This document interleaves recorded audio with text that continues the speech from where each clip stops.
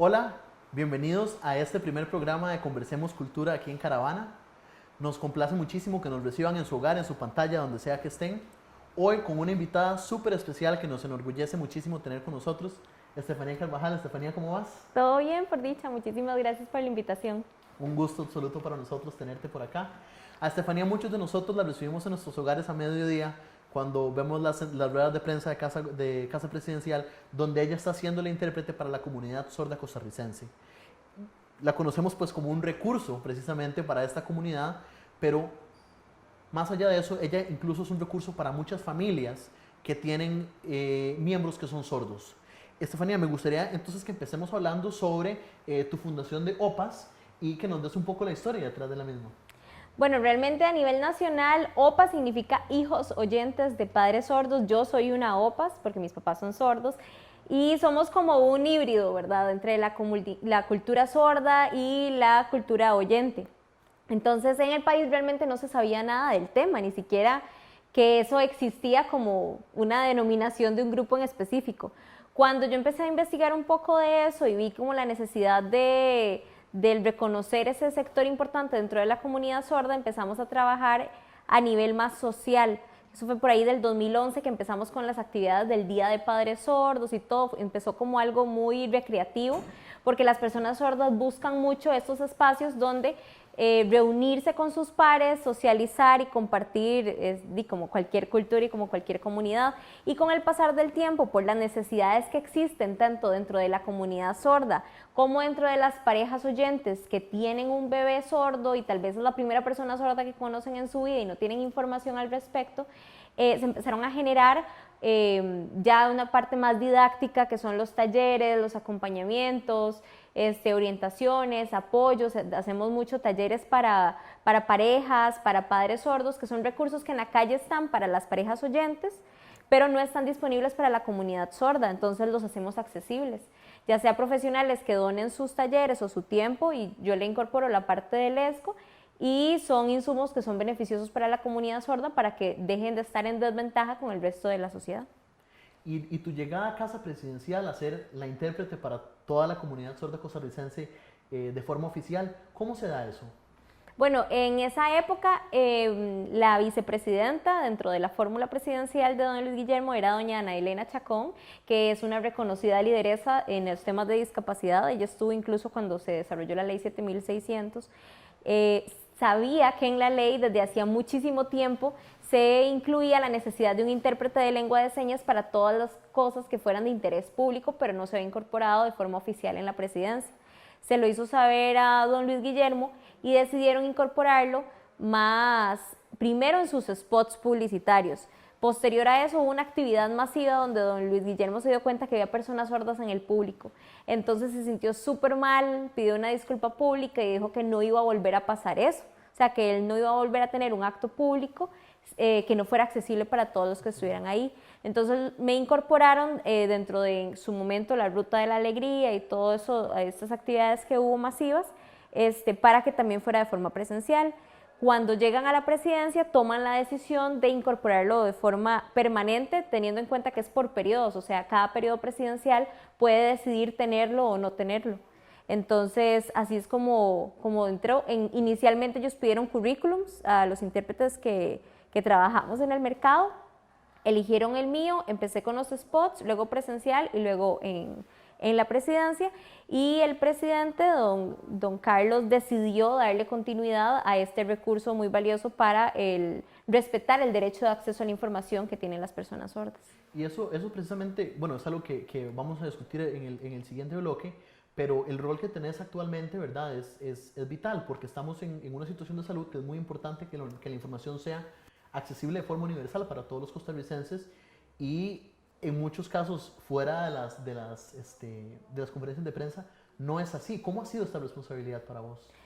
Bueno, realmente es, como hija de padres sordos, para mí es como intrínseco el saber la urgencia y la necesidad que esto implica, porque uno le tiene cara a la necesidad. Yo conozco a la comunidad sorda, son mis amigos, son mis papás, son los amigos de mis papás con los que yo he crecido. Entonces uno sabe y conoce a las personas a nivel nacional que lo necesitan. Y en emergencias nacionales pasa algo que no pasa normalmente. Normalmente las televisoras tienen la decisión o tienen la libertad de cerrar o no el encuadre para sacar al intérprete o no, que eso pasa mucho por las políticas internas de cada televisora, pero en emergencias nacionales eso no es negociable, porque evidentemente lo que está en juego es la vida de la gente. Entonces, a pesar de que en emergencias anteriores como Nate y Otto se dio la orden y siempre se ha abierto el encuadre, no hemos tenido una experiencia con una necesidad de acceso a la información por un tiempo tan prolongado como lo amerita la pandemia. Entonces creo que ese ha sido el paso para que se haya hecho tan visible algo que siempre ha estado ahí en los últimos 6 años, que es el recurso del intérprete del ESCO. Pero de esto ha dependido de que la vida de las personas sordas, que hasta el momento, según tenemos claro, no ha habido ninguna persona sorda que se haya contagiado de COVID. Entonces realmente es muy importante que en estas situaciones no sea negociable la independencia que tienen las televisoras para quitar la interpretación al ESCO. Y yo, haciendo tal vez hincapié en esto que mencionabas, de que muchas veces las personas sordas son para vos tus amigos, tu familia, gente que vos tenés muy cercana, ¿cuál es la diferencia a la hora de comunicarse, ¿verdad? Entre ese uno a uno, a hablar con cientos de personas que te están viendo a mediodía, pues?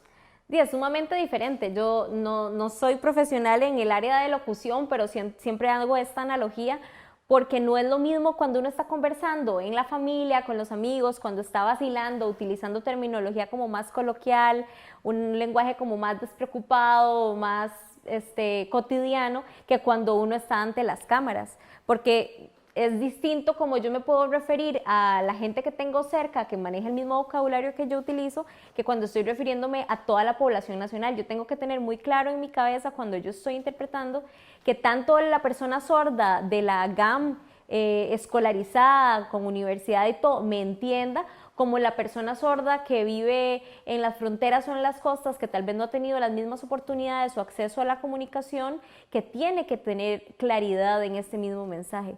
Entonces hay como la responsabilidad de asegurar que la LESCO sea lo más pura y clara posible para que llegue a todas las personas.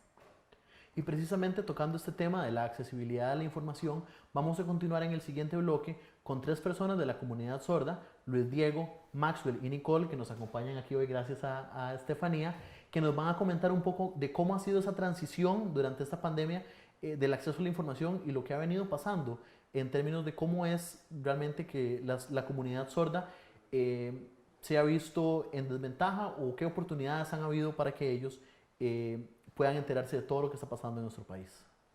Hola, mi nombre es Nicole, esta es mi seña. Hola, todo bien, mi nombre es Maxwell, esta es mi seña. Hola, mi nombre es Luis Diego y esta es mi seña. Mucho gusto. Bueno, ahora yo les voy a contar un poco relacionado al tema del ser personas visuales. Digamos, todo lado donde yo vaya o todo espacio al que yo me enfrente, lo primero que voy a hacer es ver la cara de las personas y esa es la forma de comunicarnos. Por ahora con la pandemia, por el COVID, los tapabocas, las caretas, los guantes, les cuento algo que me pasó, por ejemplo. Fui a la clínica y estando ahí, bueno, evidentemente había una fila con distanciamiento social, entonces les expliqué que yo era sordo y les escribí en el teléfono que andaba buscando que me hicieran la prueba. Entonces me indicaron a dónde ir y la mujer que me atendió andaba careta, andaba mascarilla, andaba guantes y no estaba al frente mío, sino que estaba con distanciamiento. Entonces yo no sabía cómo íbamos a hacer porque anteriormente, siempre, cuando no había nada, yo me pongo enfrente de la persona y le escribo, trato de hacerle señas, le explico los síntomas y demás. Pero ahora con el distanciamiento y esto, yo necesitaba verle la cara, la boca. Entonces lo que se me ocurrió fue sacar el celular para buscar poder entablar una comunicación. Tengo un app que me permite escribir y hacer las letras más grandes y así ella pudo leer.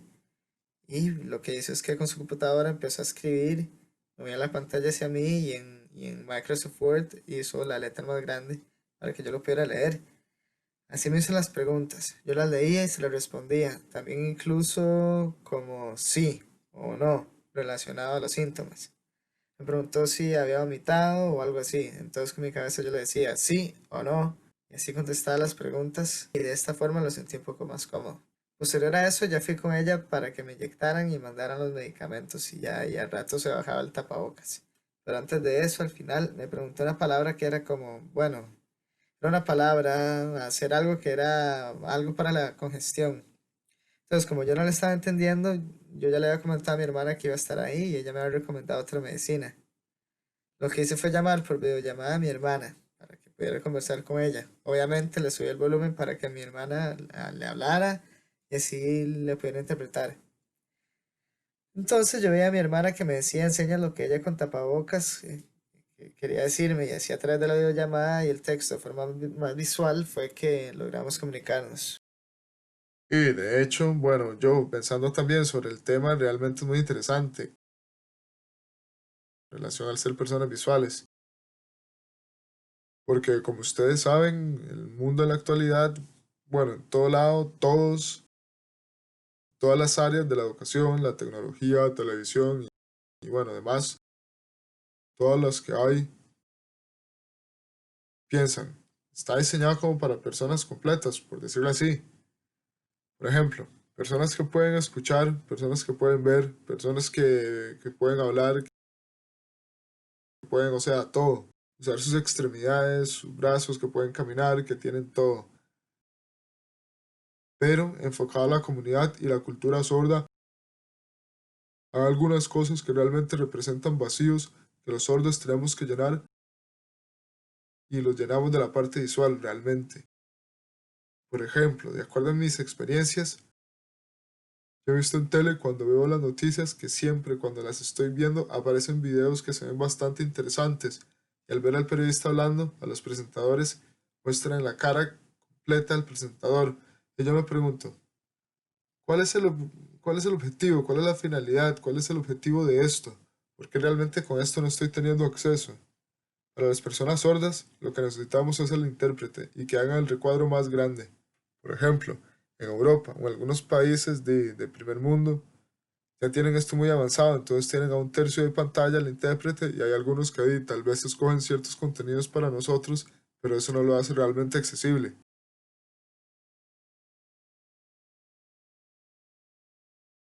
¿Ustedes qué piensan sobre sus experiencias para ser seres visuales? Visuales.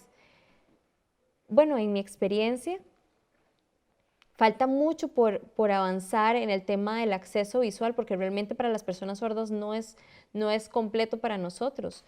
Como decías ahora, el ser personas visuales en mis lugares de trabajo, por ejemplo, en el lugar donde yo trabajo, muchas veces yo soy la única persona sorda, todos son oyentes, entonces muchas veces tienen todas las cosas listas y están preparados para enfrentar el coronavirus y yo estoy sola y no tengo la información, no tengo todo, yo ahora estoy utilizando la mascarilla, todos utilizan la mascarilla, antes yo acostumbraba leerle los labios o hacer gestos con mis compañeros y ahora cuando se acercan a pedirme cosas relacionadas a trabajo, yo no les entiendo y yo les pido que me escriban las cosas.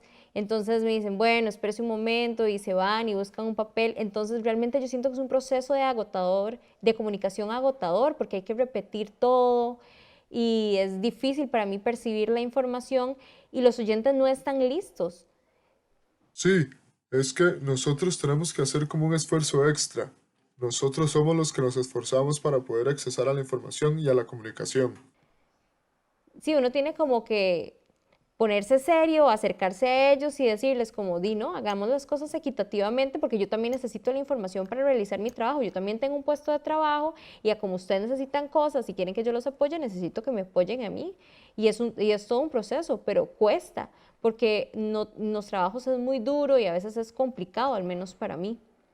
Sí, bueno, un poco hablando de lo que hablaba ella, en mi trabajo yo todos los días trabajo en el MOP, entonces tengo que buscar la parte de la comunicación que antes pasaba con una compañera de trabajo que era sorda, creció siendo oralizada y también sabe lesco, entonces era más fácil la interacción. Andaba con ella, yo siempre me adapto con bastante facilidad y todo. A través de señas, gestos, el celular y así, pero mi compañera que llegaba y conversaba con ellos a veces no se captaba toda la información, sino que perdía partes de la información. Entonces ella lo completaba utilizando español oral. Pero ahora con el COVID ella no está acá. Yo estoy solo con mi compañero de trabajo y realmente hablan más entre ellos y yo me quedo un poco fuera de la información. Entonces lo que hago es compartir con compañeros que saben lesco, aunque sea un poco o sea parte de la información. También relacionado a la falta que hay al acceso, hay algo muy interesante. Las personas sordas tenemos como nuestra cultura que es sumamente visual. Por ejemplo, Nosotros no, pero los oyentes siempre están conversando entre ellos y asocian mucha información a lo que oyen, pero en cambio los sordos, nuestro humor y todo lo que conversamos es sumamente visual y de esto provienen nuestras historias. Y realmente eso es lo lindo de que sea una lengua visual. Pero sí, a nivel mundial, como que no ven realmente el valor de lo que esto tiene. La lengua de señas, que es un mundo más visual y que es sumamente rico, vale oro realmente. Bueno, sí, es una lengua sumamente rica. Uno puede entender muchísimo. Es mucho más cómoda a la hora de expresarse. Sí, yo la siento un poco más completa. En pantalla uno puede ver y disfrutar muchísimo. Que para comparar, los oyentes pueden disfrutarlo cuando hablan y pueden accesar cuando hablan, pero es muchísimo más valiosa. sí, son dos formas diferentes, pero es muy bonito. Sí, las personas sordas también necesitan expresar lo que sienten. Por ejemplo, ahorita con el COVID, los grupos de sordos han empezado a interactuar muchísimo más y ha sido muy difícil establecer nuevas formas de comunicación y a veces hay que depender de personas oyentes que nos interpreten. Pero si y los oyentes saben todo por lo que oyen, de hecho. Sí, yo pienso que es bonito, pero gracias a la tecnología como Zoom, Sí, yo iba a decir eso. con el Zoom, realmente es súper, súper accesible. Es 100% accesible para las personas sordas. Yo he tenido la experiencia con la U, por ejemplo, con Mets. Realmente no es tan accesible porque yo no puedo ver todas las personas al mismo tiempo, o las personas que están hablando salen en pantalla completa y yo no puedo seleccionar cómo poder a quien quiero ver. Es muy difícil porque soy una persona y las demás no las puedo ver. Entonces, si yo quiero seleccionar, por ejemplo, a una o al intérprete para poderlo ver, la persona que está hablando queda oculta detrás de eso. En cambio, en Zoom, yo siento que es mucho más accesible porque puedo verlos a todos. Como cuando hemos tenido reuniones del ESCO. Vos has visto, Max, que podemos compartir entre todos y realmente la tecnología ha sido una herramienta muy valiosa. ¿Qué vas a decir vos? Sí, relacionado con las pantallas que quedan ocultas realmente generan una limitación. Pero en Zoom, como uno puede escogerlo a su gusto personal, la cuadrícula y todo, es mucho más versátil y mucho más cómodo el accesar y disfrutar de adaptarse apropiadamente, no como en otras. Sí, Igual, de acuerdo a mi experiencia, en las reuniones que nosotros hemos tenido y al dar las clases frecuentemente, ha salido bastante bien. En otros países uno puede conversar con muchísima gente. Hemos alcanzado hasta 50 personas al mismo tiempo. Los objetivos de estos espacios son obviamente como charlas, sumamente visuales, pero es una experiencia muy buena. no, y el compartir más, por ejemplo, la parte de la edición de las señas. Vos has visto los videos que hacen que son como seguidillas que son entre personas vinculadas evidentemente por la cultura sorda, pero que están en distintas partes del mundo y se conectan desde distintas lenguas de señas. Eso es lindísimo. Son actividades muy lindas. Actividades muy lindas. Sí, eso se da gracias a las apps como Zoom, que son justamente lo que necesitan las personas sordas en la tecnología. Súper bien, ¿verdad? Sí, súper bien. Sí, lo disfrutamos bastante. Bienvenidos a este último bloque de Conversemos Cultura aquí en Caravana. Nos acompaña Estefanía Carvajal y Nicole. Hola. Vamos a estar hablando sobre el tema cultural en Costa Rica y cómo ha sido accesible o no accesible para los costarricenses de la comunidad sorda. Hemos visto cómo nuestras experiencias en este país fallan muchísimas veces en ser experiencias multisensoriales que permitan que también las personas sordas puedan disfrutar de ellas. ¿Qué opciones tiene actualmente la comunidad sorda en Costa Rica para participar e interactuar con la cultura costarricense? Bueno, realmente actualmente es prácticamente nulo. Anteriormente yo he visto algunas pocas, no muchas, situaciones, pero realmente actualmente es nulo. Y de lo que tal vez has visto, como digo, dejamos claro que tal vez en Costa Rica no practicamos actividades que permitan que ustedes entreguen al sector cultura, pero ¿qué has visto en otros países o ejemplos internacionales que tal vez son buenas prácticas que podríamos nosotros acoplar aquí en el país? Bueno, nosotros sí nos gustaría a tomar esas prácticas externas, pero acá realmente no hay espacios o actividades, porque por ejemplo, ahorita los espacios que se hace una y luego no pasa nada, se hace otro y no pasa nada. En Costa Rica realmente ha sido muy difícil desarrollarlo. Sí, como dice Nico, por ejemplo, han habido espacios, por ejemplo, como obras de teatro que tiene un intérprete. Hubo una hace poco donde participó Ignacio, que es una persona sorda, y participó en una obra de teatro y era parte del crew donde todos eran oyentes y él era la única persona sorda. Han habido también conciertos donde se invita a un intérprete para que interprete el concierto, pero son como 1 en 1.000.000 en el año, digamos. Recientemente creo que en los festivales nacionales o internacionales que se hacen acá, escogen un par o 3 obras de teatro para incluirle un intérprete, pero si vemos es un bagaje de actividades enorme en comparación a cuántas son realmente accesibles para la comunidad sorda. A nivel internacional hay muchísimo, o sea, Nico puede hablar mejor de esto, pero hay compañías de teatro que son completamente de personas sordas, que hacen shows no solo para personas sordas, son shows que son accesibles para oyentes y para sordos. Hay cantantes, raperos o percusionistas que son personas sordas que fuera del país, o sea, en sus países, son músicos o son personas del sector cultura exitosos, que la gente los conoce. ¿Qué has visto en internet o cosas que has visto en otros países?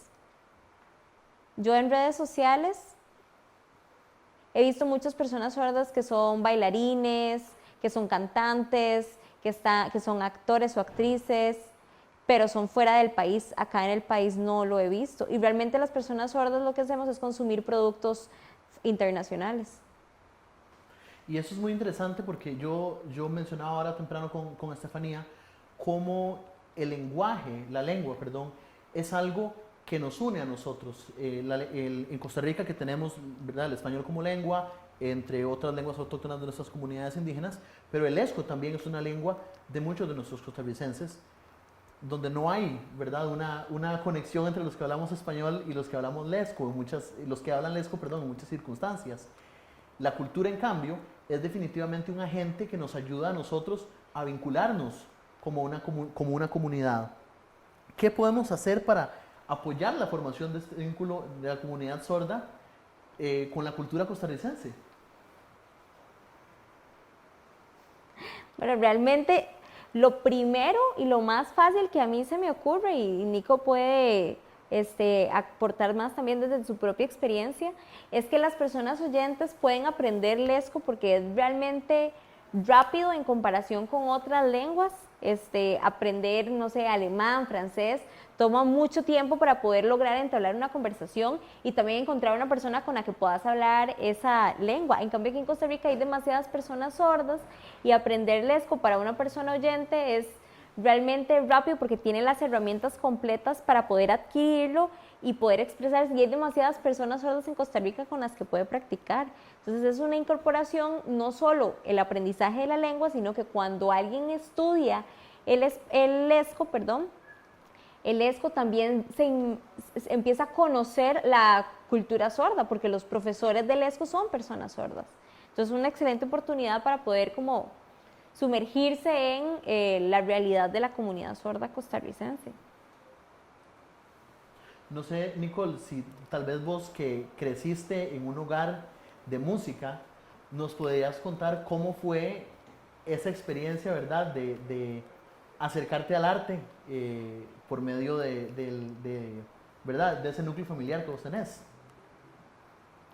Bueno, mi familia, yo crecí en una familia que sí, es totalmente musical, mi papá es cantante, entonces yo acostumbraba a ver a mi papá cantar y sentía la música, que a través de las vibraciones la sentía, pero mi papá me enseñaba las letras de las canciones y lo veía a él expresarse a través de la música y estaba acostumbrada a eso.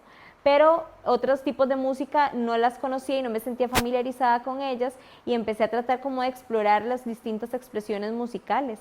Pero esa fue más que todo mi experiencia, porque dentro de la familia, como mi papá es cantante, es como era parte de eso. Y me mencionabas también que tu hermano es profesor de baile. Y Estefanía, incluso vos también me mencionabas que en tu familia les gusta bailar. ¿Cómo ha sido el acercamiento con esa expresión? Bueno, yo antes estuve en clases de baile, no solo con mi hermano, sino también en otras clases, porque yo les decía que yo era una persona sorda y al principio me hacían preguntas de que cómo podían adaptarlo y yo se los explicaba que yo sentía la música. Entonces me empezaron a explicar no solamente con la parte de la música auditiva, sino sintiendo la parte de la vibración de la música y me explicaban los pasos y todo, entonces ahí yo fui como empecé poco a poco a practicar. A mí realmente me gusta muchísimo y me llama mucho la atención. Realmente el hecho de que la gente crea que las personas sordas no disfrutan la música es un mito terrible, no solamente como dice Nico, porque se puede sentir por las vibraciones, sino que las personas sordas tienen distintos restos auditivos, entonces pueden captar parte audible, parte con vibración, digamos, a mi papá y a mi mamá les encanta bailar, y por ejemplo en lugares como este, con piso de madera, se siente más la música, entonces se puede disfrutar aún más. Yo desde chiquitita, y siempre cuento esto cuando me preguntan de cultura y de música, a mami le encanta la música, entonces a mí desde chiquitita me ponía a interpretarle las canciones para saber qué decía la letra y los distintos ritmos y todo. Digamos, mi papá que le gusta bailar, él pregunta, ¿qué está sonando? ¿Salsa? Ah, bueno, entonces se pone a bailar salsa, porque él siente la vibración, pero no sabe exactamente cuál tipo de ritmo es. No sé, vos cómo te pasa cuando bailas.